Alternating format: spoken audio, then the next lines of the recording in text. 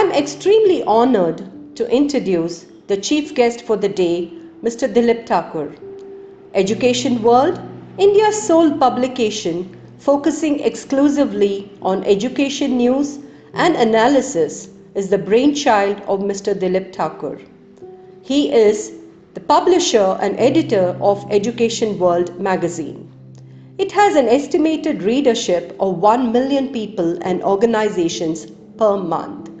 Before taking up this project, he was the founder editor of Business India and Business World, India's first business magazines, which influenced the liberalization of India's socialist economy. After exiting business journalism, Thakore was briefly the editor of Debonair. He is also the author of corporate novel Succession Derby. Thakore is a former barrister at law of Lincoln's Inn, London. He began his career as a lawyer in Bombay High Court. He has had the privilege of being educated in some of the best schools, Bishop Cotton's School Bangalore and the Duke of Gloucester School Nairobi. A passionate supporter of education, he conducts webinars and can be rightly called the COVID-19 frontline education warrior. Good afternoon, sir. It's a pleasure to sit with you here today and have you share your words of wisdom with us. We saw your TED Talks and your multiple interviews, which we found really thought-provoking, and we came up with a few questions we want to ask you today based on some of the stuff you mentioned. Let's begin with the first one. Okay. Who or what was the source of your motivation? You founded Business India and now you've gone on to find Education World. So who is the source of or what? Yeah. Well, I was born abroad. Actually, I'm an immigrant into this country, a voluntary immigrant, and I came to school here across the road in Bishop Cotton School. So I've always been very interested in India, and I've read a lot about our history, Mahatma Gandhi, leaders, fine leaders of the freedom movement, Mahatma Gandhi, Dr. Ambedkar, to a lesser extent Nehru, and really great people who gave us a wonderful constitution, etc. And the motivation was, while I was a student in India and then later in England when I returned, that India had not shown sufficient progress, as to why such talented people, Indians are very talented, because I lived all my life abroad, and everywhere I went, Indians were successful. Like I was born in Africa, East Africa. The whole country was run by Indians. The economy, the drivers of the economy were Indians. And later when I went to England, I found that many Indians were successful there. In the United States, they're successful. They're successful everywhere, but in India. That was the motivation. Moving on to our next question. Before you became a journalist, there might have been people or figures you would have looked up to. And after becoming a journalist, you made many relations in this industry and all the fields you worked in. Whom did you find the most inspirational before and after? And who immediately struck you as a leader of the people?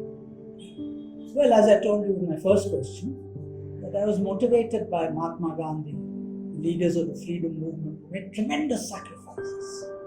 We have no idea of the amount of sacrifice. Mahatma Gandhi was a barrister like myself.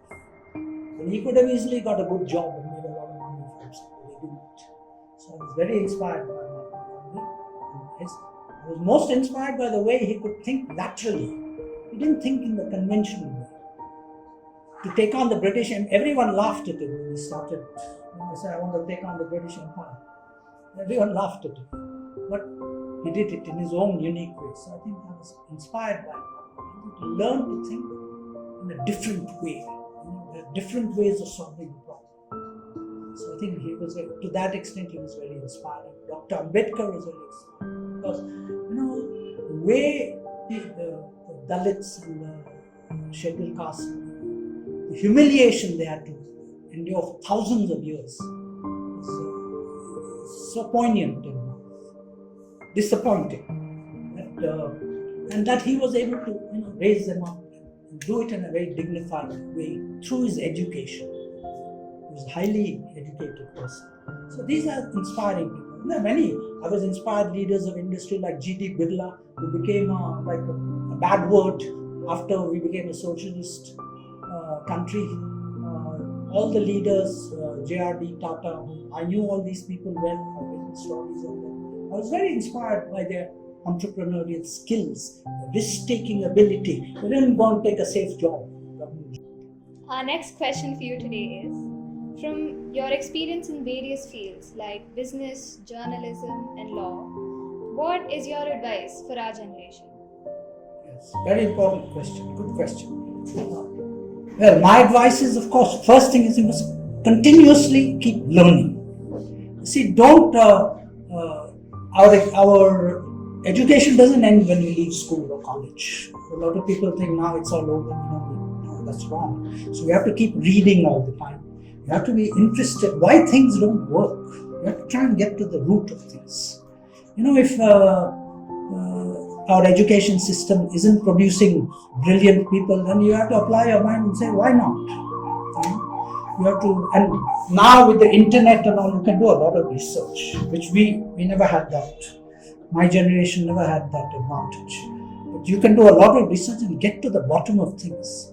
And so my advice to the next generation, you have a very onerous responsibility, like I said in the first previous question, to make India a rich and prosperous middle-class country again. Yes, those are some truly inspiring words for our cabinet. That's all we have for you today.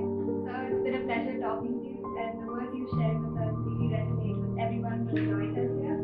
So thank you. Thank you for providing us this valuable opportunity, and thank you for having us. Most welcome. It's a pleasure.